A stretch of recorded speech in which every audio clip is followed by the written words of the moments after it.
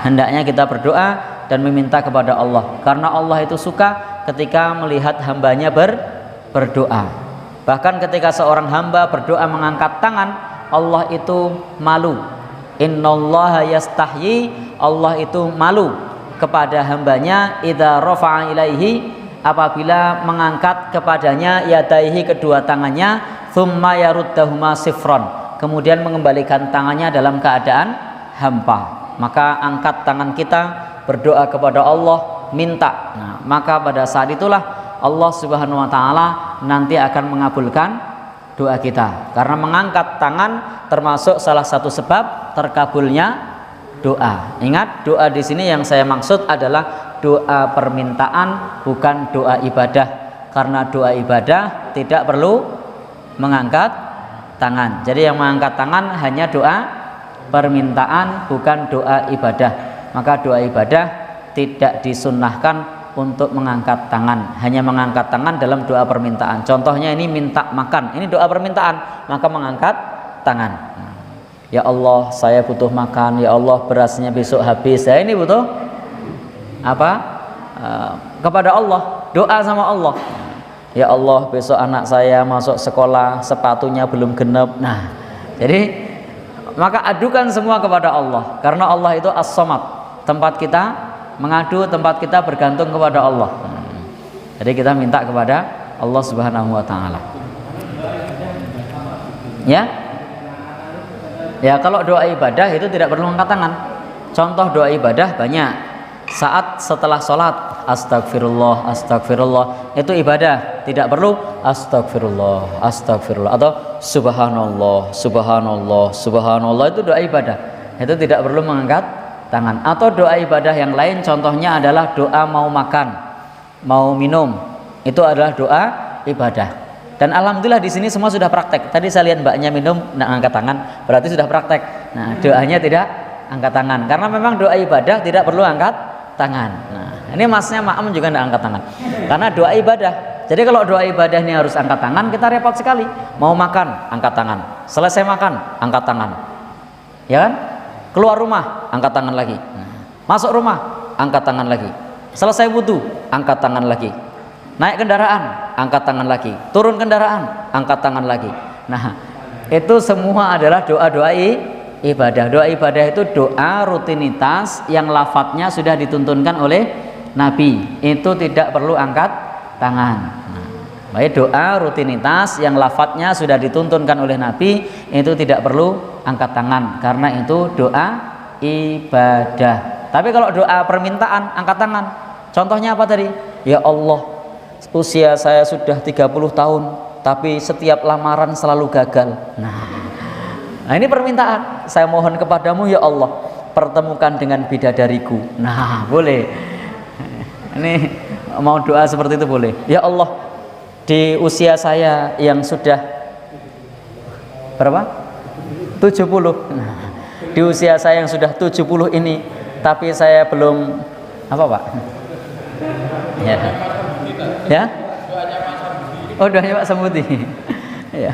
Jadi ini doa permintaan, itu silahkan angkat tangan. Termasuk tadi minta makan, minta minum, minta utangnya lunas. Nah, itu doa permintaan. Nah, doa-doa permintaan begini, doa masalah hidup, itu mengangkat tangan, dan Allah malu kalau tidak mengabulkan doa dari hambanya. Tetapi kalau doanya adalah doa rutinitas yang lafadznya sudah diajarkan oleh Nabi, maka itu namanya doa ibadah, tidak perlu mengangkat tangan. Nanti akan repot juga begitu setelah sholat, astagfirullah, astagfirullah, subhanallah. Ngitungnya gimana nanti? Nah, repot juga kan ngitungnya kalau sambil angkat tangan. Nah, ya, keju juga ya. Ya. Jadi cukup untuk ngitungannya subhanallah, subhanallah, subhanallah ya. Gimana? Mendoakan orang yang sudah meninggal. Baik, terima kasih. Mendoakan orang yang sudah meninggal. Ini doa yang di situ ada doa ibadah dan ada doa permintaan. Di manakah yang termasuk doa ibadah? Saat sholat jenazah, itu termasuk doa ibadah, maka doanya sebagaimana yang dituntunkan. Nah, tetapi ada doa permintaan yang Nabi perintahkan. Nah, yang Nabi perintahkan yaitu adalah pada saat setelah dikuburkan. Maka di sana Nabi mengatakan mintakanlah ampun. Nah, ini adalah termasuk doa permintaan. Maka saat memintakan ampun selepas dikuburkan itu mengangkat tangan. Nah, tetapi pada saat sholat jenazah itu tidak perlu mengangkat tangan kecuali takbir. Baik. Demikian pula kalau doa pemberangkatan jenazah itu tradisi, tidak ada di dalam hadis Nabi atau para salafus soleh pada saat memberangkatkan jenazah kemudian doa. Itu adalah tradisi masyarakat kita. Jadi kalau nyari dalilnya pas berangkat berdoa, tidak ada, tidak nemu.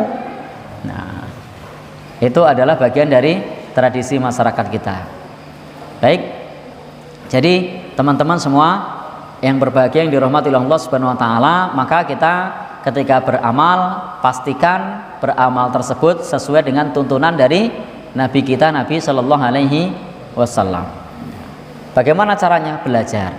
Kemudian bagaimana lagi? Hendaknya kita terbuka ketika ada satu kebenaran, maka kebenaran tersebut kita terima. Tidak mengapa kita berpindah dari pendapat yang satu karena menurut kita saat ini pendapat kuat, ternyata di kemudian hari ada yang lebih kuat, lalu kita pindah lagi. Nah, para ulama pun sekelas ulama madhab yang 4, mereka punya 2 riwayat atau bahkan 3 riwayat dari satu permasalahan. Pendapat lama, ada pendapat baru. Maka ini tidak jadi soal. Kenapa? Karena kebenaran itu dari manapun datangnya, meskipun yang ngasih tahu setan kalau benar, itu wajib diterima. Walau kana syaiton, meskipun yang memberitahu itu setan kalau benar. Kalau benar maka wajib kita terima. Tapi bukan dalam rangka taat sama setan, dalam rangka taat sama Allah karena informasinya benar. Contohnya apa? Saat Abu Hurairah pada saat itu diberitahu oleh setan, setannya ngasih tahu sama Abu Hurairah, kalau kamu membaca ayat kursi maka tidak akan mendekatimu. La yaqrubuka syaiton, setan tidak akan mendekatimu. Wala yazal alaika hafid minallah, dan Allah senantiasa akan menjagamu hatta tusbiha, sampai waktu pagi. Lalu dilepas oleh Abu Hurairah dan besok ditanyakan kepada Rasulullah, maka Rasul mengatakan dia benar, meskipun fa innahu kadzub, setan itu pendusta, tetapi kali ini benar. Maka kalau benar, dari manapun datangnya kebenaran itu, meskipun setan yang ngomong, meskipun orang kafir yang ngomong, meskipun orang musyrik yang ngomong, kalau kebenaran wajib kita terima. Dengan catatan kita tahu kalau itu benar. Kalau tidak tahu, tanyakan pada ahlinya. Fas'al ala ahlad dzikri in kuntum la ta'lamun. Bisa dipahami ya? Jadi tadi terkait masalah doa, hendaknya kalau doa itu permintaan kita mengangkat tangan. Ini salah satu yang diajarkan oleh Nabi Shallallahu Alaihi Wasallam. Maka jangan kaget teman-teman kalau kemudian pada saat hari Jumat misalnya, khutbah Jumat, ada sebagian yang angkat tangan, ada sebagian yang tidak. Nah, teman-teman di sini angkat tangan apa enggak? Angkat. Ada yang tidak? Ya? Jenengan tidak? Jenengan? Enggak juga. Baik. Memang ini adalah perkara khilafiyah. Para ulama berbeda pendapat terkait mengenai masalah mengangkat tangan pada saat khutbah Jumat. Para ulama memasukkan ini adalah sebagai bagian dari doa ibadah, sehingga pada saat hari Jumat itu makmum tidak perlu mengangkat tangan. Tetapi memang ada salah seorang ulama besar dari madhab Asy-Syafi'i, namanya Imam Al-Is Ibn Abdissalam, menyebutkan itu termasuk doa ibadah, tetapi di situ adalah hakikatnya doa permintaan, maka juga dianjurkan mengangkat tangan. Sehingga ini adalah ranahnya ikhtilaf di kalangan para ulama. Sehingga di dalam madhab Asy-Syafi'i disebutkan oleh Imam Al-Is Ibn Abdissalam tadi, maka mengangkat tangan. Tetapi memang literasi-literasi yang kita dapatkan dari mazhab Hambali misalnya, maka di situ tidak mengangkat tangan karena termasuk doa ibadah. Nah, kalau di dalam masalah ini adalah masalah ikhtilaf, sehingga tidak perlu kemudian karena ini perbedaan pendapat tidak perlu engkel-engkelan ya. Tahu engkel-engkelan? Apa tuh engkel-engkelan? Ya.